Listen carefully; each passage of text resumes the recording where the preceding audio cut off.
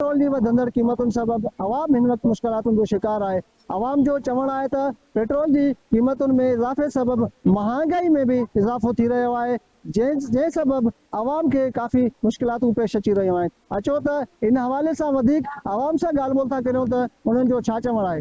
ॾाढा परेशान आहियूं बाबा, हुकूमत असांखे एॾो परेशान करे छॾियो आहे जो असां कंहिं शइ जे लाइक़ ई न रहिया आहियूं बाबा।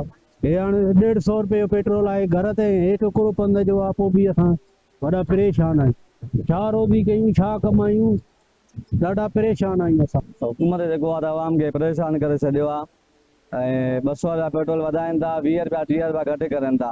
माण्हू सख़्तु परेशान आहिनि। पेट्रोल महंगा थी वियो आहे, घर वारा ख़र्ची बि न ॾियनि था, सीधा पेट्रोल महंगा थी वियो आहे।